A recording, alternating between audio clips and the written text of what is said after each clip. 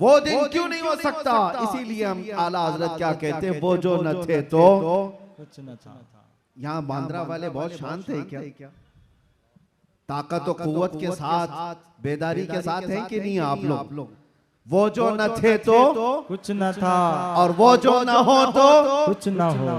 याद रखो मेरे अजीजों, हुजूर पाक सल्लल्लाहु तआला अलैहि वसल्लम के सदक़े में ये सारी चीजें। अच्छा, एक बहुत अहम चीज मैं आपको बता जाऊं, ये इस रबीउल अव्वल शरीफ के इब्तिदा की पहला खिताब है, मैं आपके सामने कर रहा हूं। लोग कहते हैं, ये भी कहते हैं, चलो मान लिया हुजूर तशरीफ लाए थे, खुशी उस वक्त की थी, लेकिन अब तो 1400 साल गुजर गए, अभी तक क्यों मनाते हो? हुजूर सल्लल्लाहु तआला अलैहि वसल्लम जिस वक्त आए उस वक्त खुशी मना लिया गया होगा, वो अलग बात है, लेकिन अब तक क्यों मनाते हो? जवाब सुनो मेरे अजीजों, इसलिए कि आम लोगों की बात अलग है, मुस्तफा की बात अलग है। वो आम लोगों में से नहीं है। इस पूरी कायनात में मैं एक मिसाल आपको देता हूं, चाहे हमारे इस स्टेज की मिसाल ले लो, इस पंडाल की ले लो, या किसी की शादी की मिसाल। किसी की यहाँ शादी हो रही है, आपके भाई की, बहन की, किसी की भी, हॉल बुक किया आपने, पूरा सजाया, लाइट लगाया और बहुत कुछ आपने सजावट के साथ, कुर्सी रखी, मिंबर सजाया, दावत दिया, बारातियों को बुलाया, और उसके बाद हुआ क्या? शाम तक ये महफिल चलती है, या मुंबई में रात की शादियां होती। जब महफिल खत्म हो जाए तो सारी चीजें उठा ली जाती, यानी जो सजाया गया था वो सब उठा दिया जाता है, कुर्सियां भी हट जाती हैं, बाराती भी चले जाते हैं, कुमकुमे लगे थे, लाइटिंग लगी थी, झूमर लगे थे, वो सब निकाल दिया जाते हैं। पूछो हॉल वाले क्यों? मियां वो दूल्हे के लिए सजाया गया था, शादी उसकी थी, दूल्हा आया और दूल्हे के आने से पहले बाराती भी आए, लेकिन महफिल जब खत्म हो गई, निकाह हो गया, दूल्हा जब चला गया तो लाइटिंग भी उठा ली गई, कुर्सियां भी हटा दी गई, सजावट भी निकाल दी गई, और हाल बेहाल हो जाता है, खत्म हो गया।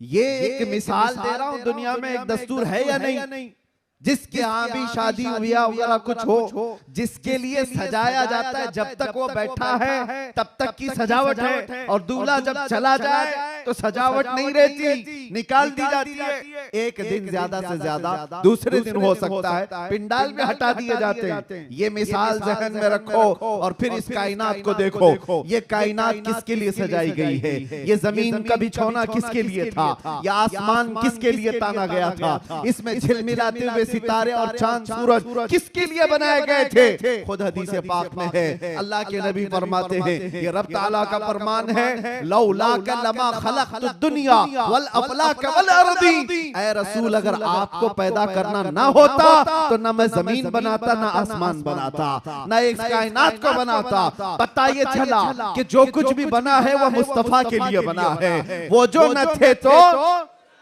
और वो जो ना हो तो जमीन का बिछोना मेरे मुस्तफा के लिए बिछाया गया, आसमान की ये नीलगू चादर मुस्तफा के लिए तानी गई, इसमें सजावट, चांद सूरज तारे ये सब सजाए गए, और फिर 1,24,000 कमोबेश अंबिया बराती बन करके तशरीफ लाए। हर आने वाला नबी मुस्तफा के आने के कसीदे पढ़ता था, बाद आने वाले आखिरी नबी की बशारतें देता था। अब सुनो मेरे अजीजों, ये दरख्तों की सजावट, ये समंदरों की लहरें, ये नदियों की और जो कुछ भी दुनिया में सजावट है, पता तो ये चला ये मुस्तफा के लिए है, ये हुजूर के लिए सजाया गया। अंबिया की ये बारात आई, 1,24,000 कमोबेश, वो आखिरी नबी के आने की बशारत सुनाने के लिए आते रहे। बात तो सही है, सब कुछ बना मुस्तफा के लिए। अब वो कायनात का दूल्हा आमिना की गोद में 12 रबीउल अव्वल को तशरीफ लाता है। वो कायनात का आका और मौला मक्का में 53 साल गुजारा, मदीना तैयबा में 10 साल गुजारा। अब जैसे कि मैंने दस्तूर के एतबार से मिसाल देकर के दुनिया में बताया था, 63 साल की उम्र होने के बाद रसूल पाक सल्लल्लाहु तआला अलैहि वसल्लम इस दारे पानी से रुखसत हो जाते हैं, चले गए, हमारी आंखों से पोशीदा हुए। अब दुनिया का यही तो सवाल है, लोगों का यही तो सवाल है कि जब नबी पाक तशरीफ लाए थे उस वक्त मीलाद की खुशी मना ली गई, हो गया, अभी तक क्यों मनाते हो? 1400 साल गुजर गए, अभी तक क्यों मनाते हो?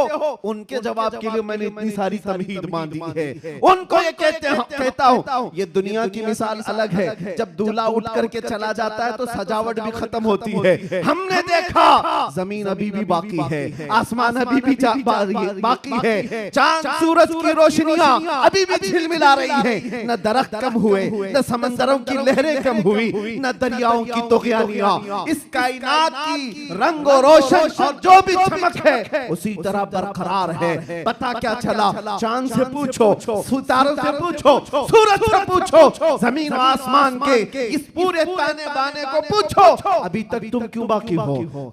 दूल्हा तो चला गया, दूल्हे के लिए जो चीज सजाई जाती है, जब दूल्हा जाता है तो सजावट भी चली जाती है। इनसे पूछो अभी तक तुम क्यों बाकी हो? जमीन भी तुम्हें थप्पड़ मार कर कहेगी, आसमान भी पुकार कर कहेगा, नादान तू क्या समझता है? उस रसूल पाक को चले गए नहीं गए, तू जिंदा है वल्लाह, तू जिंदा है वल्लाह, मेरी चश्मे आलम से छुप जाने वाले। सुभान अल्लाह, सुभान अल्लाह।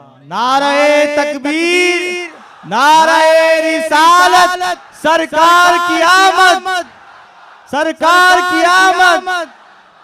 ये कायनात की सारी रोशनियां ये बताती हैं, सूरज बाकी है, चांद बाकी है, सितारे बाकी हैं। बाकी दिखते हैं कि नहीं दिखते? जिनको नहीं दिखते उनसे हमारा कलाम भी नहीं। जिनको दिख रही ये सारी चीजें, उनसे मैं कह रहा हूँ ये सारी चीजें चमक चमक चमक करके तुम्हें बता रही है, दूल्हा सिर्फ छुपा है, गया नहीं। बेशक, सुभान अल्लाह। कायनात का आका पर्दा अपने चेहरे पर डाल दिया, या फिर ये तकाज़ा बशरियत है, वादा इलाही के मुताबिक। लेकिन मेरे अजीजों, इसीलिए आला हज़रत ने क्या कहा? मेरी चश्मे आलम से छुप जाने वाले, चश्मे आलम से छुपा है। इसका मतलब ये नहीं है जैसे दुनिया का दूल्हा उठ करके चला गया तो सजावट भी चली जाएगी। ये कायनात का आका और मौला आज भी मदीना तैयबा से वो सल्तनत चला रहा है जिसको कहते हैं। मेरे अजीजों, आज तक हमारे दिलों पर, हमारी रूहों पर कोई दूसरा राज नहीं कर सका। वो कोई और होंगे जो किसी के आगे पीछे घूमते होंगे, लेकिन सच बताओ, करोड़ों मुसलमानों पर आज भी जिसकी हुक्मरानी है उसको कहा जाता है आई नई हुकूमत, सिक्का नया चलेगा। आई नई हुकूमत, सिक्का नया चलेगा। आलम में रंग बदला सुबह शबे विलादत। सुभान अल्लाह। हुजूर की विलादत की सुबह से जो हुक्मरानी तब्दील हुई है वो कयामत तक नहीं बदल सकती। हाँ, इलेक्शन सिलेक्शन ये सब चलते रहेंगे, रूहों पर और दिलों पर जिसकी हुक्मरानी है वो ताजदारे मदीना सल्लल्लाहु अलैहि वसल्लम की, आकाए कौनैन की है।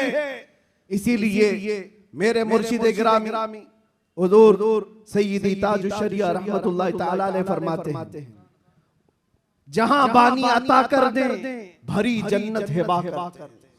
नबी मुख्तार कुल हैं जिसे जो चाहे अता कर दे। नबी मुख्तार कुल हैं जिसे जो चाहे अता कर दे। हाँ, एक शेर आपकी इस नात का है, नबी मुख्तार कुल हैं जिसे जो चाहे अता कर दे। इसी तरह वो कहते हैं जमीन को आसमां कर दे, सुरैया को सरा कर दे। ये कौन कर सकता है? जिसको अल्लाह ने वो हुक्मरानी अता की हो, वो बादशाही अता की हो। हमारा बादशाह वो ताजदारे मदीना सल्लल्लाहु अलैहि वसल्लम की जात हमारे। इसीलिए आला हज़रत ने हुजूर सल्लल्लाहु तआला अलैहि वसल्लम के जो लक़ब है उन अलक़ाब में एक लक़ब ये भी जिक्र किया है, मालिकु रिक़ाबिल उम्मम, उम्मत के सारे इंसानों की गर्दनों का तन्हा मालिक, हम सब की गर्दनों का मालिक। और ये मसलक और ये मजहब किसने हमें सिखाया है? वो सहाबा ने सिखाया। सब कुछ लुटाया हुजूर के दरबार में और ये कहा जान दी हुई उसी की थी, हक तो ये है कि हक अदा ना हुआ। हम सब की गर्दनों का मालिक वो ताजदार मदीना सल्लल्लाहु तआला अलैहि वसल्लम की जात। और कुरान भी कहता है अन्नबिय्यु औला बिल मुमिनीन मिन अनफुसिहिम, मोमिनों से उनकी जान से ज्यादा हकदार अल्लाह के नबी। हमारी जान से ज्यादा हकदार कौन है? अल्लाह के नबी की जात है। तो जिसकी हमारे लिए इतनी ज्यादा इंपॉर्टेंस आप समझ रहे हो, इतनी ज्यादा अहमियत हो, मियाँ उसकी मिलाद हम साल में एक बार थोड़ी ना हर घंटे मनाएं तो भी कभी